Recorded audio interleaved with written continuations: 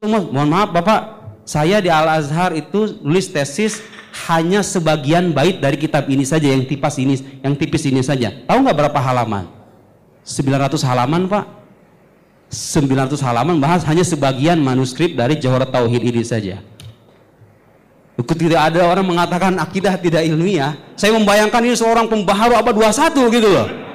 Ya salam, ternyata yang kita saksikan hanyalah asumsi dan pendapat pribadi saja.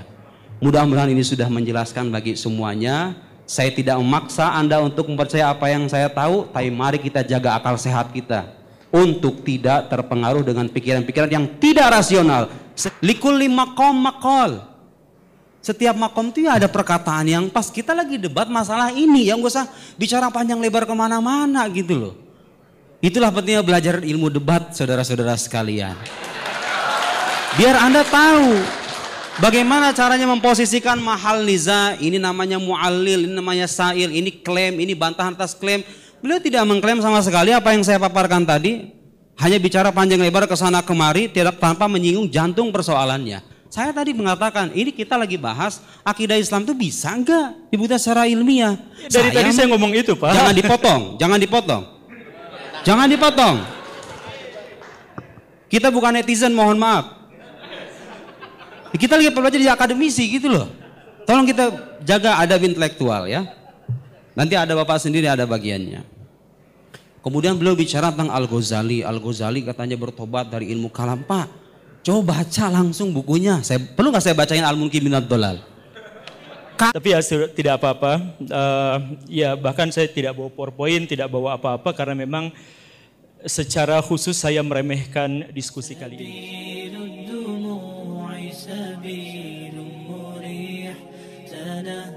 Assalamualaikum warahmatullahi wabarakatuh. Kalau gitu tolong Pak Nuruddin buktikan secara rasional bahwa saya ada di sini.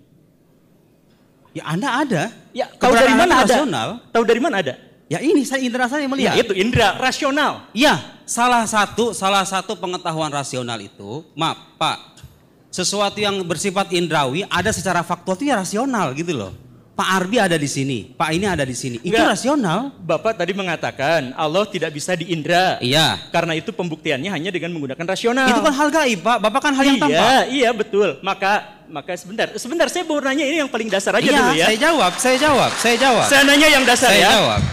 Bapak tadi mengatakan bahwa Allah tidak bisa diindra. Iya. Karena itu untuk menguji keberadaan Allah adalah dengan rasional. Nah, kalau demikian berarti rasional itu bisa dijadikan alat bukti, begitu kan? Iya. Nah, buktikan saya ada di sini. Pak Guru Gembul, itu namanya qiyas ma'al fariq. Itu namanya qiyas ma'al fariq. Pak Guru Gembul, Tuhan itu bersifat non indrawi, Anda bersifat indrawi. Kita nggak berbicara soal Tuhan, kita berbicara pembuktian rasional dulu. Iya. Buktikan saya ada di sini secara rasional. Iya, satu, secara indrawi saya melihat Anda ada di sini. Rasio saya mengatakan bahwa Guru Gembul ada, konsep ada itu konsep rasional loh. Ya, gini, aduh. Secara rasional dia ada, secara indrawi dia juga ada, gitu loh. Kan Allah nggak bisa diindra. Iya. Karena nggak bisa diindra, bagaimana cara kita merasionalisasikannya?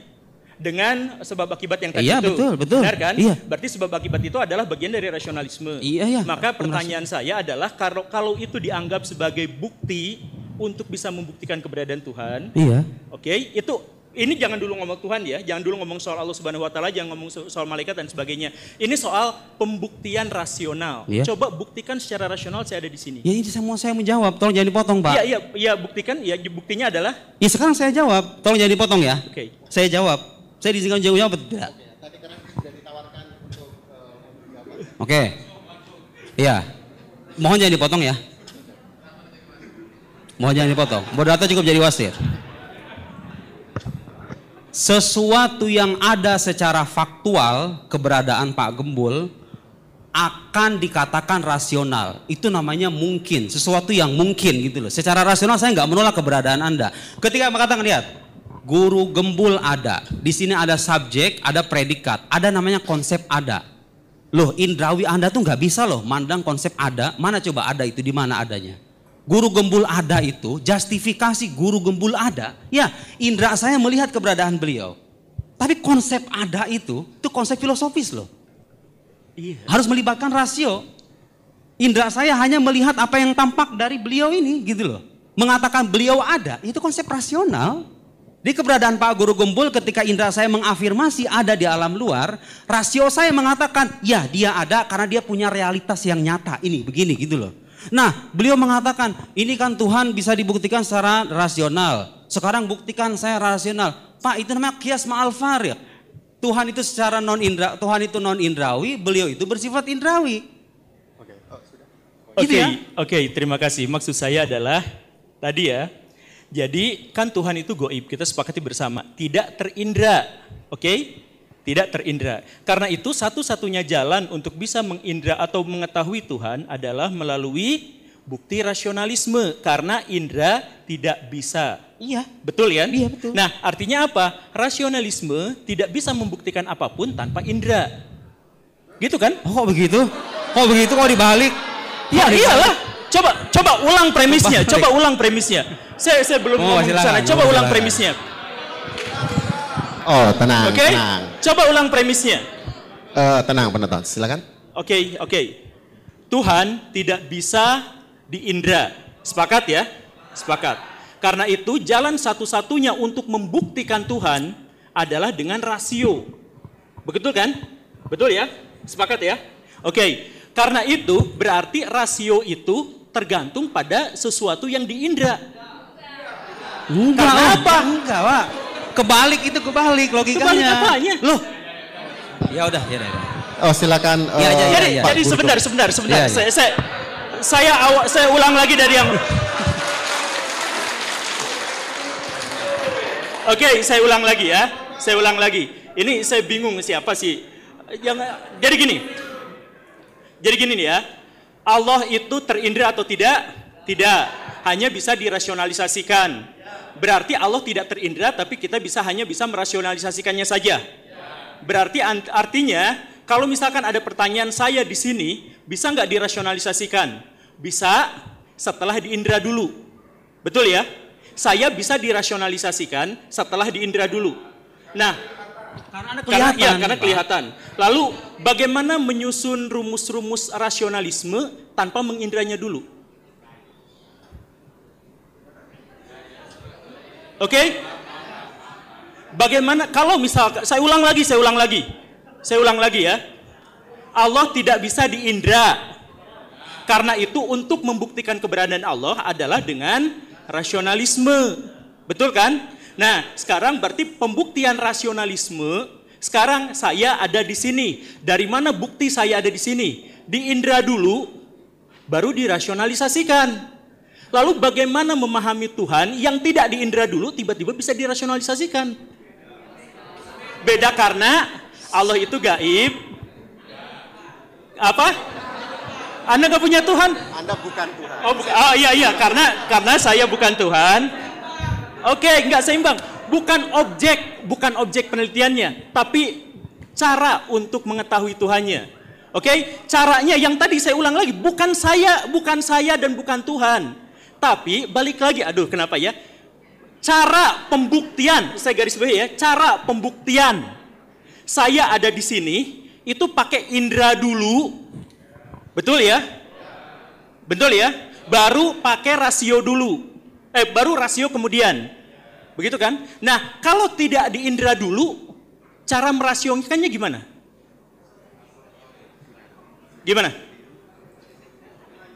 Gimana cara merasiokan sebuah yang belum terindra? Coba ada yang jawab? Apa saya ulang lagi pertanyaannya? Cukup ya? Oke. Coba, ada Ustadz langsung dijawab aja. Langsung dijawab. Coba. Enggak, dulu. Saya mematuhi aturan diskusi. Saya mematuhi aturan diskusi. Presentasi, mohon maaf Pak Guru Gembul, kita diskusi ilmiah. Ya. Referensinya harus ada, argumennya harus jelas gitu loh. Oh gitu ya. Iya harus begitu dong, ya diskusi ilmiah harus begitu. Gak boleh asal ngomong, harus ada referensi dan argumennya. Oke. 10 menit. Terus saya sangat kecewa pada kesempatan kali ini. Kita berharap ada debat intelektual berbasis pada referensi dan argumentasi, tapi seperti Anda lihat, beliau tidak memaparkan satu referensi pun. baik dari tradisi kesarjanaan Islam maupun tradisi kesarjanaan Barat. Saya belum memaparkan semuanya hadirin. Tadi saya agak kecewa ketika beliau menyimpulkan itu kan dasarnya teologi. Loh, saya ini baca buku filsafat, sekolah jurusan filsafat 9 tahun. Mohon maaf Pak Guru Gembul, jangan sembarangan mentang-mentang bahasa Arab terus teologi begitu. Enggak. Kitab yang saya kutip itu judulnya saudara-saudara sekalian, Falsafatuna. Filsafat kami, itu buku filsafat. Beliau bicara panjang lebar tentang kita harus memerhatikan yang lebih penting. Tentang bicara ekonomi, politik. Siapa yang mengingkari sih? Kalau pembicaraan kayak gitu penting, siapa yang mengingkari? Likulli maqam maqal. Setiap makom itu ya ada perkataan yang pas. Kita lagi debat masalah ini, yang gak usah bicara panjang lebar kemana-mana gitu loh.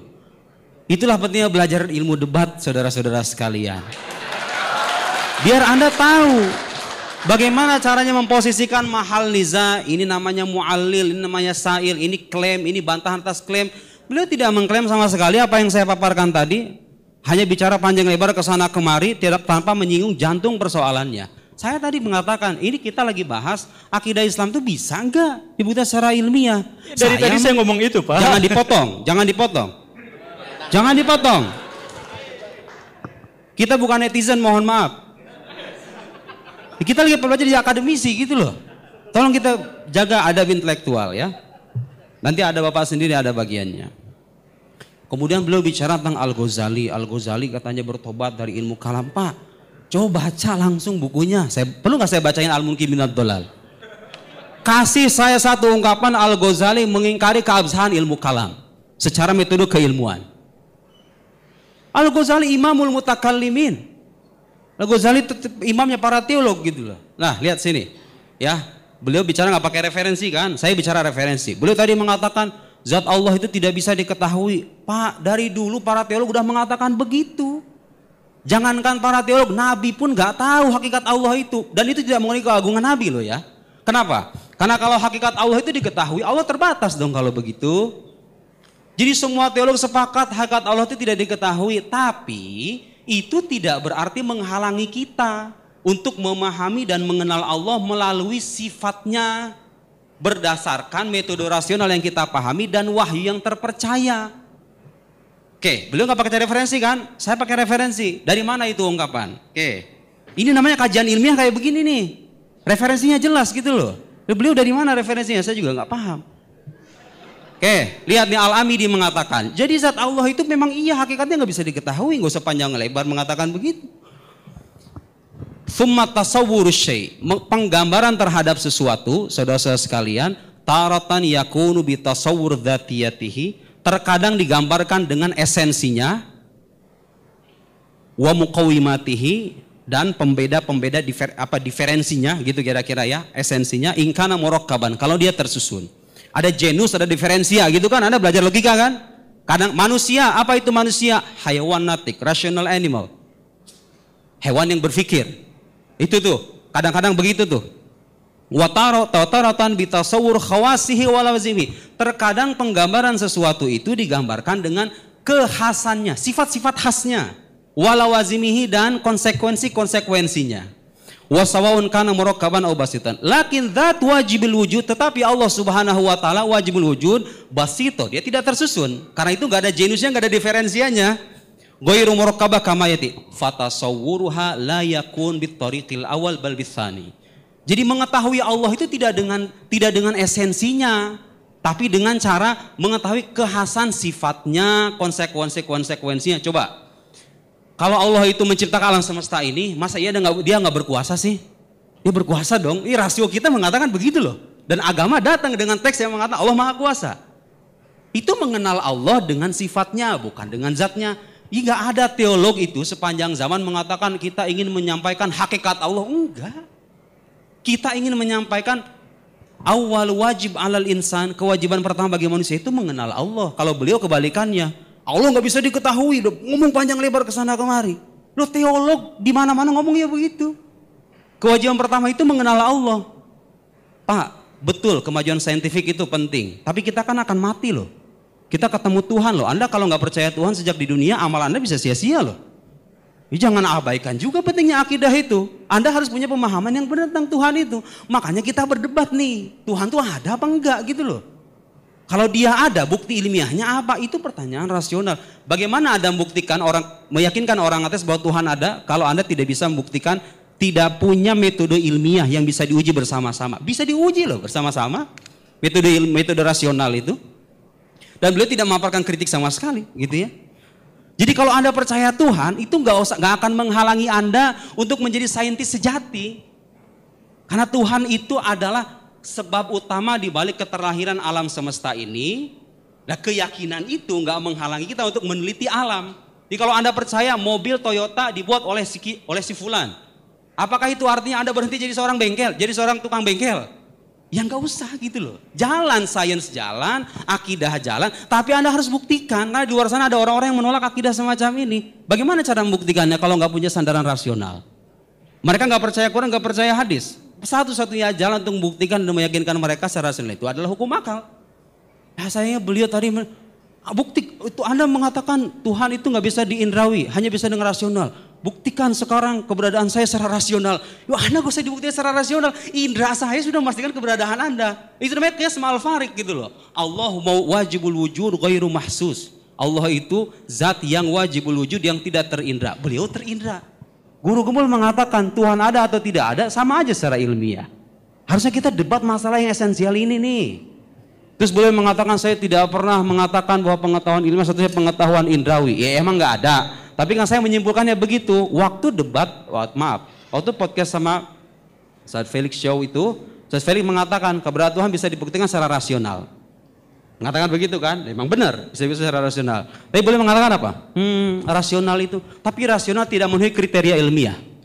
Rasional itu tidak memenuhi kaidah ilmiah. Itu pernyataan beliau loh. Nah makanya saya tanya ketika beliau mengatakan rasional tidak ilmiah itu, waktu ngomong begitu itu pakai rasio apa enggak gitu loh. Ya iya kan, pada akhirnya, Pak jangan dipotong Pak, saya tidak motong pembicaraan Anda loh. Saya tidak motong pembicaraan Anda loh, dia bicara panjang lebar saya nggak potong sama sekali loh. Maaf ya kita bukan netizen. Itu Pak, itu ayat itu saling menguatkan. Kemudian, mana tadi, Bu Guru mengatakan bahwa pengetahuan itu berawal dari pengetahuan indrawi. Bapak mempelajari nggak argumen kosmologis itu? Tahu nggak argumen kosmologis itu awalnya di pengetahuan indrawi loh. Bahwa alam itu ada dari ketiadaan. Itu sains membuktikan itu. Tahu nggak kalau kita baca buku teologi, tahu nggak apa buktinya alam itu ada dari ketiadaan? Karena tidak lepas dari gerak dan diam. Gerak itu bisa kelihatan loh Pak. Diam juga sama. Karena dia itu gerak dan diam, tidak lepas dari gerak dan diam itu senantiasa mengalami ada dan ketiadaan, makanya disimpulkan alam itu ada dari ketiadaan. Itu pengetahuan indrawi, tapi nggak cukup dengan itu doang. Di sains itu sebetulnya bisa dijadikan salah satu premis. Ya, saya nggak mengatakan sains membuktikan keberadaan Tuhan, tapi kesimpulan saintifik bisa dijadikan salah satu premis untuk membuktikan keberadaan Tuhan. Tapi lanjutannya, setelah kita membuktikan alam ada ketiadaan, so what? Filsafat bicara di situ, hukum kausalitas. Setiap sesuatu yang ada dari ketiadaan ada yang mengadakan. Gak ada yang bisa mengingkari itu. Makanya Ar-Razi mengatakan, lihat nih, saya baca referensi ini. Ar-Razi dalam Al-Muhassal mengatakan, kaunu syai' mu'athiran fi ghairihi mutasawwarun tasawwuran badihiyan. Kenyataan sesuatu memberikan dampak bagi sesuatu yang lain, itu sebuah aksioma gitu. Enggak usah dipertanyain lagi, setiap sesuatu yang ada di ketiadaan, ya pasti ada yang mengadakan, ada sebab yang memberikan efek sama dia. Nah, karena itu kita simpulkan alam itu ada yang mengadakan. Itu logika itu nggak akan pernah sama dengan logika yang mengatakan Tuhan tidak ada. Terus gimana alam bisa ada gitu loh, masa mengadakan dirinya sendiri? Sementara beliau mengatakan Tuhan ada dan tidak itu sama aja secara ilmiah. Oh enggak, itu beda jelas. Kalau Anda mengatakan tidak, ya ngapain Anda mengkritik orang-orang yang mengatakan kebenaran ada kebenaran absolut? Ya, pasti dia akan meyakini bahwa itu kebenaran absolut gitu loh. Naif sekali itu orang-orang yang mengatakan tidak ada kebenaran absolut itu. Anda mengabsolutkan pandangan Anda loh. Tadi kausalitas itu, coba, ayo. Saya juga pengen mengajak kita diskusi secara akal sehat ya. Tapi ada referensi juga gitu loh. Jangan cuma main akal-akalan doang. Ya iya dong, harusnya referensi. Anda sekolah S2, S3 itu di mana-mana kalau ujian disertasi, tesis, referensinya mana? Gitu loh. Itu ilmiah namanya. Ya kalau bicara hanya asumsi, persepsi, kemudian berhayal ke Google ke sana kemana, mohon maaf. Itu namanya bukan kajian ilmiah, itu namanya asbun. Ya mohon maaf gitu loh, harus kita katakan begitu. Anda percaya surga neraka itu nggak pernah kelihatan loh. Surga neraka itu nggak pernah kelihatan loh. Nabi-nabi agung yang bernama Adam, Idris, Nuh, Hud, Soleh, Ibrahim dan lain itu nggak pernah ada. Saya nggak pernah ketemu juga. Tapi kenapa Anda memastikan keberadaannya? Dengan epistemologi kaum empiris, Anda nggak akan bisa menjawab loh. Kemudian, kalau Anda menjadikan metode empiris sebagai metode ilmiah satu-satunya, Anda nggak akan punya tolok ukur untuk membedakan mana agama yang benar, mana agama yang salah. Penyembah patung, penyembah setan, bener aja. Yang penting kan iman aja, kan gitu. Nggak punya standar ilmiah loh. Epistemologi kaum rasionalis, ya, para filosof muslim, para teolog muslim, itu punya tolok ukur. Banyak kaidah-kaidah keilmuan, yaitu makanya dibahas dalam ilmu logika. Itu tuh standar ilmiahnya, rasional itu. Ada ilmunya gitu loh. Makanya yang rasional itu ilmiah ya karena ada ilmunya. Ada kaidah-kaidahnya. Itu ya. Ada lagi pertanyaan tadi Mas yang belum terjawab?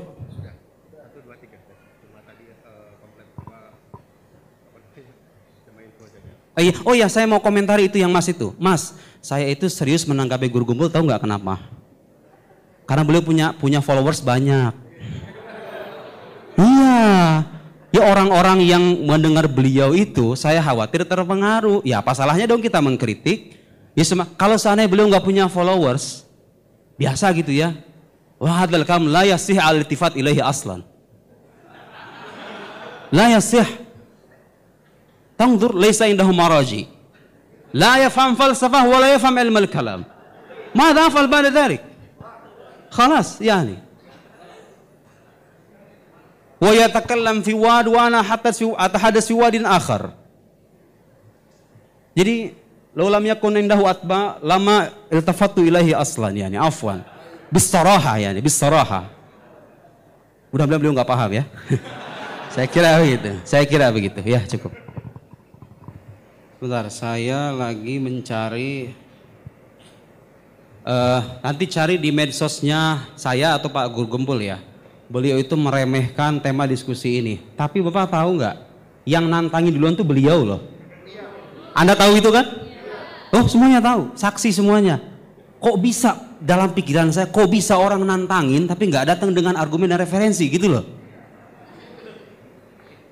Ya mohon maaf gitu loh. Anda kan yang menantang saya. Ayo, baraya, saya tantang semuanya. Bagaimana cara mengilmiahkan Allah? Setahu saya ulama Sunni dan Syiah, saya paparkan tuh Sunni Syiah semuanya mengatakan Tuhan itu bisa dibuktikan secara rasional. Itu buktinya ilmiah. Saya jelaskan ilmu itu apa, ilmiah itu apa, landasannya apa, referensinya apa, yang timur, yang barat, yang Sunni, yang Syiah. Kok bisa beliau orang nantangin saya, nantangin baraya semuanya itu? Tapi beliau ketika datang dengan cara meremehkan semacam itu. Pertanyaan saya, apakah itu sikap seorang ilmiah, seorang ilmuwan? Apakah itu seorang akademisi? Apakah itu layak kita respon sebetulnya? Tidak layak, tapi mohon maaf karena beliau punya banyak pengikut ya, saya harus merespon. Ini akan disaksikan oleh para pengikutnya. Amin wajahid man jahid. Yang mau percaya, yang mau ingkari silakan. Ahlan wa sahlan. In alaina illal balagh, khalas. Ya, saya menyampaikan terserah. Tapi saya ingin mengutip satu ungkapan. Lihat terjemahannya ya Pak Guru Gumpul nanti. Idza tahaddasal insan fi ghairi fannihi ya'ti bil ajaib wal gharaib wasyududat wal afkar al munharifa. Saya nggak akan terjemahkan. Tapi Anda ketawa, ya itulah begitu. Mohon maaf semuanya kepada para netizen, kepada para YouTuber, kalau bicara sesuatu jangan bicara sebelum Anda membaca. Ya, bicara sesuatu berdasarkan kapasitas Anda. Saya ingatkan dengan ayat Al-Qur'an, wala taqfu ma laisa laka bihi ilm. Innas sam'a wal basar wal fuad kullu ulaika kana anhu mas'ula. Jangan ikuti apa yang kalian nggak tahu. Jangan ngomong kalau nggak tahu. Nggak tahu akidah, nggak belajar akidah, nggak baca referensi utama, kok ngomong bicara akidah tidak ilmiah, Tuhan itu ada atau tidak sama saja. Begini menurut saya akidah versi saya. Ya salam. Betapa nikmatnya netizen zaman sekarang ya. Terus apa kabar yang kuliahan tahun-tahun itu? Sampai bertunggu lemas. Mohon maaf Bapak, Saya di Al-Azhar itu nulis tesis hanya sebagian bait dari kitab ini saja, yang tipis ini saja. Tahu nggak berapa halaman? 900 halaman, Pak. 900 halaman bahas hanya sebagian manuskrip dari Jawharat Tauhid ini saja. Ketika ada orang mengatakan akidah tidak ilmiah, saya membayangkan ini seorang pembaharu abad 21 gitu loh. Ya salam, ternyata yang kita saksikan hanyalah asumsi dan pendapat pribadi saja. Mudah-mudahan ini sudah menjelaskan bagi semuanya. Saya tidak memaksa Anda untuk mempercaya apa yang saya tahu, tapi mari kita jaga akal sehat kita untuk tidak terpengaruh dengan pikiran-pikiran yang tidak rasional. Sekian, wassalamualaikum warahmatullahi wabarakatuh.